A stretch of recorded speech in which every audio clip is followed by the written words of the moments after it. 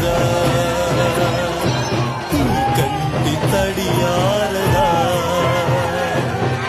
ఏ నోములో చిందు ఏ పూజ చేసిందు పరమేశ నీ వరము పొంది